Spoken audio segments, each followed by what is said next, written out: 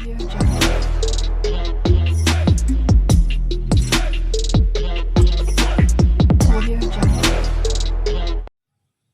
நம்ம செய்ய போகிறது பார்த்திங்கன்னா சுண்டைக்காய் வச்சு ஒரு ரசம் வைக்கலான் இருக்கேங்க. இது வாய் புண்ணு வயிறு புண்ணு எல்லாமே ஆறிடும். இது எப்படி செய்யலான்னு பார்க்கலாம். வீடியோக்குள்ளே போகலாம். சுண்டைக்காயை வந்து நல்லா தட்டி வச்சுக்காங்க. அம்மிக்கல் இருந்தால் அம்மிக்கல்லில் தட்டுங்க, இல்லைன்னா பூண்டு தட்டுற கல்லையும் வச்சு நல்லா தட்டிக்காங்க. ரொம்ப தேவையில்லை, ஒரு கைப்பிடி தேவை. பூண்டு தட்டி வச்சுருக்கிறேன். புளியும் தக்காளியும் நல்லா கரைச்சி வச்சுருக்கிறேன். மிளகு சீரகத்தை வந்து நல்லா நுணுக்கி வச்சுருக்கிறேன், நல்லா வறுத்து நுணுக்கி வச்சுருக்கிறேன். சின்ன வெங்காயம், வரமிளகா, கொஞ்சோண்டு கருவேப்பிலை.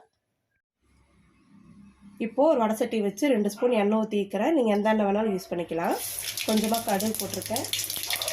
இதில் லைட்டாக கொஞ்சமாக சீரகம், 1/4 ஸ்பூன் வெந்தயம் போட்டுக்காங்க. நல்லா பொடிஞ்சதையுமே சின்ன வெங்காயத்தையும் வரமிளகாயும் கருவேப்பிலையும் போட்டு வதக்கிடுங்க. இந்த மாதிரி செஞ்சு சாப்பிடுங்க, உடம்புக்கு ரொம்ப ஆரோக்கியமாக இருக்கும். சுண்டைக்காய் குழம்பு வைக்கிறத ரசமும் வச்சு சாப்பிட்லாம். வெங்காயத்தை போட்டது லேசாக வதக்குனதையுமே சுண்டைக்காயும் போட்டு எண்ணெயிலே நல்லா வதக்கிடுங்க. அப்போ தான் கொஞ்சம் காரம் அடிக்காமல் இருக்கும். அதனால் எண்ணெயில் சிம்மை வச்சு, அடுப்பு சிம்மில் வச்சு மெதுவாக நல்லா வதக்கி எடுத்துருங்க.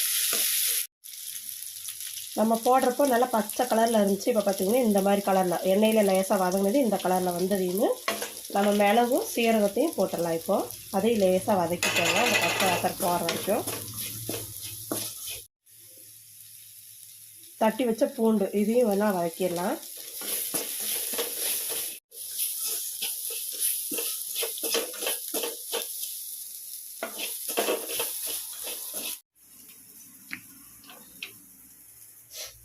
இப்போ நம்ம வீட்டில் அரைச்சி வச்ச ரசப்பொடி இது கூட சேர்த்திடலாங்க. 1 ஸ்பூன் பேருக்கு தான் சேர்த்திருக்கிறேன். 1/4 ஸ்பூன் மஞ்சத்தூள்.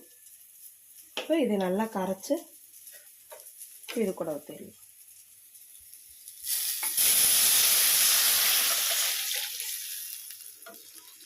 இப்போ தேவையான அளவு உப்பெல்லாம் போட்டுக்கலாங்க. கல்லுப்பு சேர்த்துற தேவையான அளவு உப்பு. இப்போ ரசம் நல்லா நுரக்கட்டி வந்துடுச்சுங்க. இப்போ வந்து கொத்தமல்லி தழையை தூவிட்டு நம்ம இறக்கிடலாம், வேறு பாத்திரத்தில் மாற்றிடலாம். இந்த ரசம் வந்து கொதிக்காமல் நுர கட்டினதையுமே இறக்கிடுங்க.